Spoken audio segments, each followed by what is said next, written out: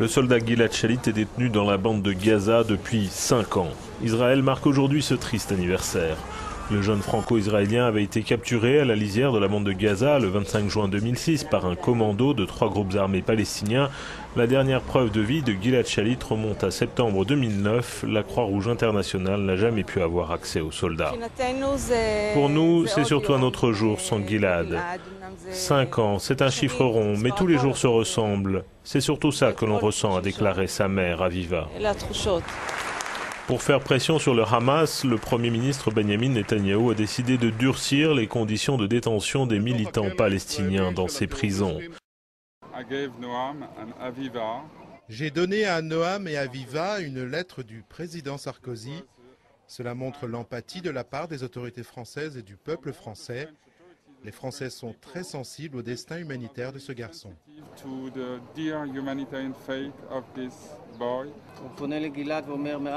Le président s'adresse à Gilad et dit « Depuis que vous avez été capturé, j'ai pris la décision de tout faire pour que vous retrouviez votre famille. Je répète cet engagement à votre père et je le dis encore, la France ne vous abandonne pas et ne cessera pas de faire tout ce qu'elle peut avec d'autres pays du monde arabe jusqu'à ce que cette souffrance injuste stoppe. » Ce qui est très intéressant dans l'identité nationale en ce moment, c'est le cas d'un type qui s'appelle Salah Hamouri. Vous connaissez ce Salah Hamouri, vous, monsieur Coppel? Salah Hamouri, c'est un Français qui est en prison en Israël pour délit d'opinion. Nicolas Sarkozy a dit « J'irai chercher n'importe quel Français, quoi qu'il ait fait, où qu'il soit ». Or, Salah Hamouri, depuis 4 ans, il est en prison en Israël, c'est un franco-palestinien, il est français de mère, palestinien de père, et il est en prison pour délit d'opinion, simplement parce qu'il a dit qu'il était contre les colonisations et la poursuite de la colonisation, c'est ça. Personne n'en parle. C'est un Français. On parle d'identité nationale. Ça fait 4 ans qu'il est en tôle. Personne n'en parle. On ne sait même pas qui c'est, monsieur Coppel non plus. Salah Hamouri vient d'être condamné par un juge israélien à 7 ans de prison pour un délit d'opinion et d'intention. Sarkozy et Kouchner multiplient les interventions spectaculaires pour faire libérer des citoyens français, comme le soldat franco-israélien Gilad Shalit, Ingrid Betancourt ou les responsables de l'Arche de Zoé. Mais ils ne lèvent pas le petit doigt pour le jeune franco-palestinien Salah Hamouri. Nous avons rencontré ses parents, Denise et Hassan, à Jérusalem en Palestine.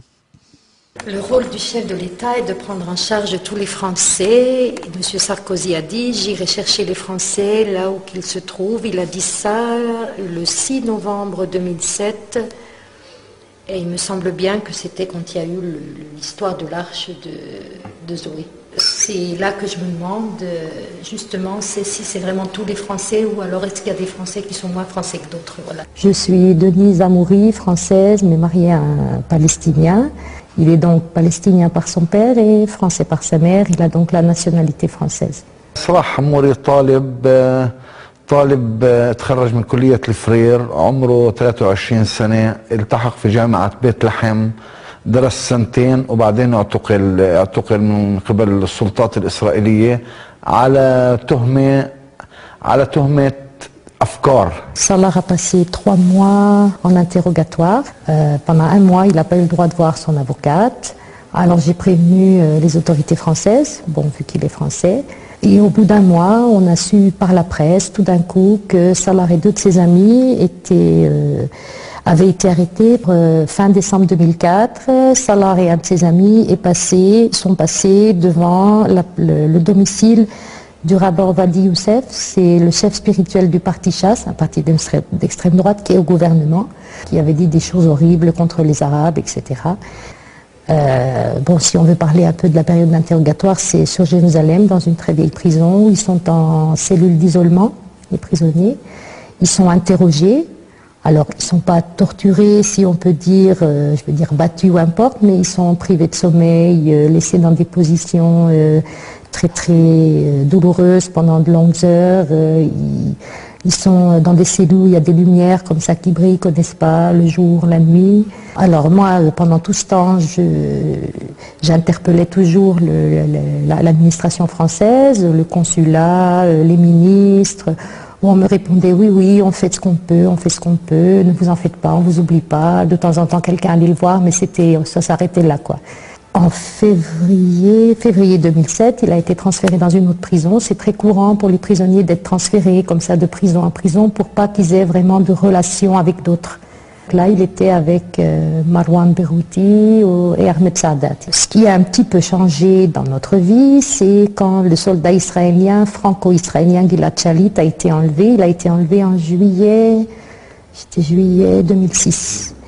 Et quand il a été enlevé, dès que j'ouvrais la télé, dès que j'écoutais la radio, dès que je regardais un journal ou quelque chose, ou sur Internet, j'entendais la France se lamenter, c'est un Français, il faut vite qu'on le libère, etc. Je me suis dit, mais alors, pour certains Français, on se lamente et on dit qu'il faut faire quelque chose, et pour d'autres, on les oublie. Alors j'ai commencé donc à réécrire un peu à tout le monde.